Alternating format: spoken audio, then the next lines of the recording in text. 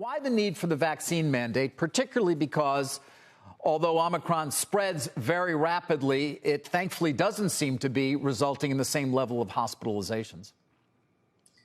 Well, yes, while we're not seeing the kind of severe outcomes that we had feared, the fact of the matter is we have massive community spread, which means people are getting sick.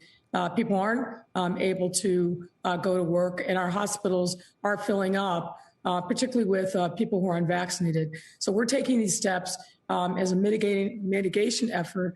And what we're hearing from a lot of folks, particularly business people, is they want to create a safe environment, and they're grateful for us imposing this vaccine mandate in entertainment venues, so restaurants, bars, gyms, and the like.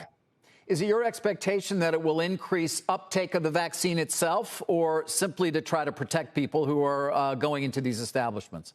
Well, I think it's a little of both. What we saw, for example, over the summer when we hosted Lollapalooza, which in 2021 was the largest outdoor music festival in the world, people got vaccinated. We required a vaccine in order to get inside of the Lollapalooza footprint. And on every single day, we had 90+% of the people that were in there with a vaccine. So we've got to do whatever we can to incentivize people. The answer to everything related to the virus and to Omicron is vaccine, vaccine, vaccine. Yeah, well, I mean, you know, in New York, which obviously I can speak of, given we live here, we've had a vaccine mandate in place for quite some time. It did appear effective in getting people vaccinated, but it certainly hasn't been effective in stopping the caseload from soaring. You know, we seem to be ahead of Chicago, for example. You know, do you really think this is going to stop your caseload from approaching on a percentage basis what we've seen in New York? What I think it's going to do is compel people to get vaccinated. What we're seeing is the overwhelming majority of people that are in non-ICU beds, ICU beds, and unfortunately who are dying are the unvaccinated. It's not even a close call. So if we can get a significant percentage of people to get vaccinated because they want to take advantage of restaurants, bars, gyms, and the like, we will have done a lot of good to save lives. And that is absolutely worth it. So Mayor Lightfoot, this is Morgan. I mean, just to follow up on that, does that mean that the possibility of lockdowns or curbs on activities or school closures, which are very much in focus in cities like Chicago, are off the table?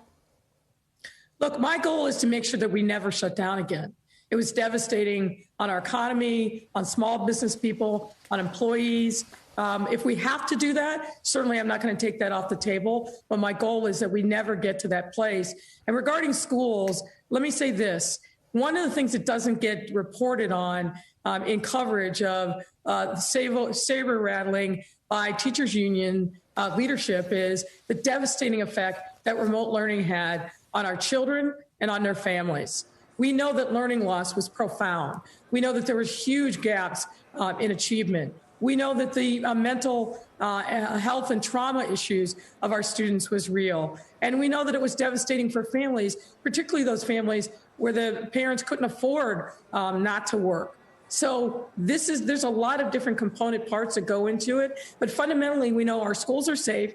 Our schools are not the source of significant spread. The issue is community spread. But we need to keep our kids in schools, which is what we're going to do in Chicago. Shepard Smith here. Thanks for watching CNBC on YouTube.